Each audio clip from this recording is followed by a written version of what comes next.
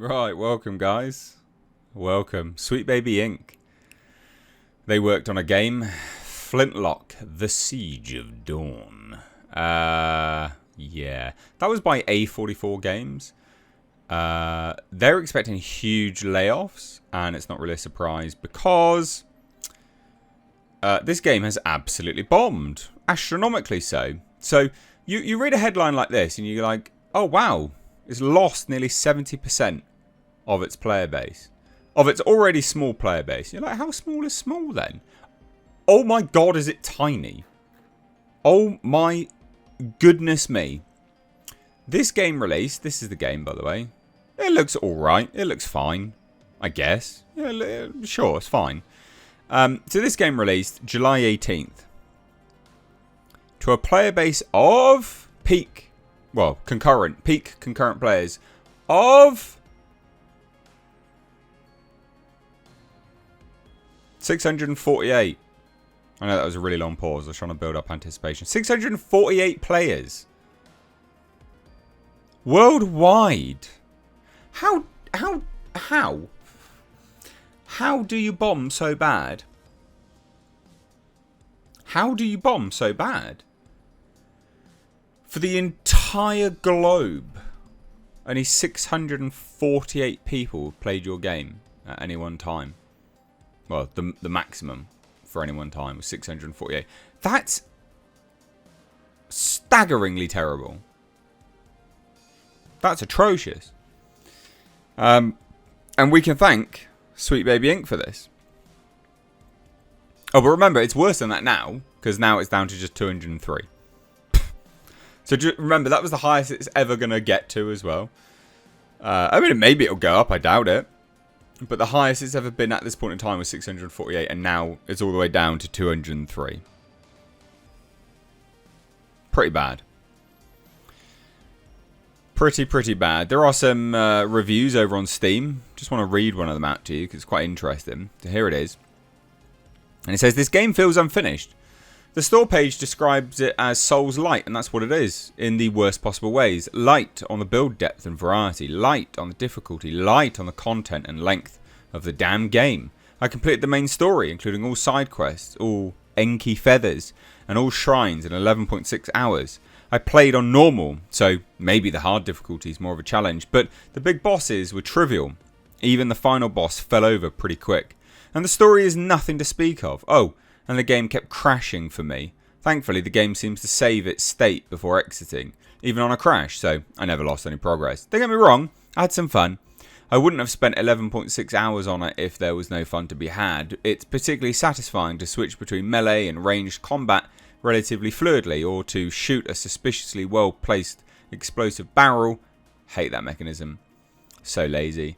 To clear a pack of enemies, but that fails to make up for everything the game lacks. Overall, I think this game is criminally undercooked. The concept and world had decent potential, and the combat isn't terrible either. So, given a few more years in development, I could see this game being pretty cool.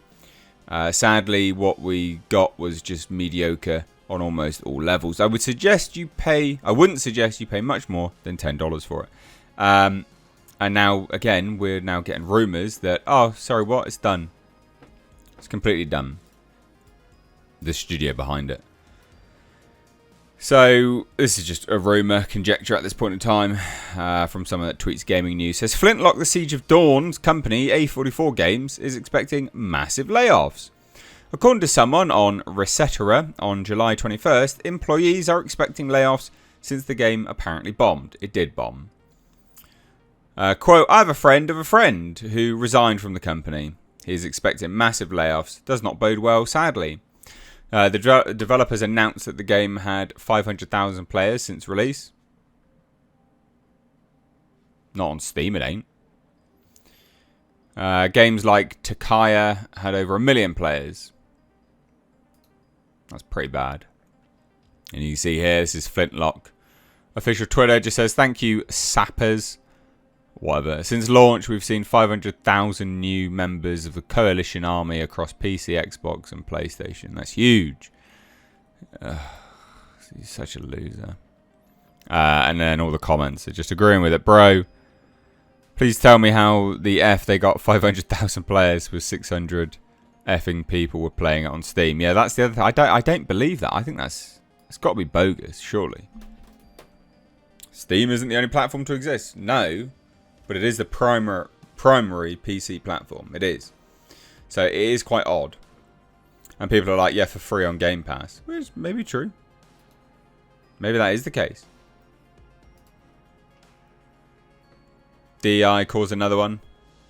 Yep. The sweet baby kiss of death will do it every time. Yep. 100% it's that. This is Sweet Baby Inc. that developed this game. They worked on it.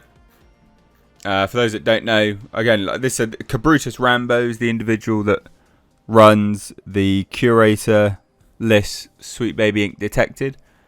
Or the founder of it.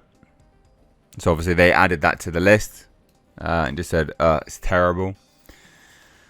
Which makes a lot of sense.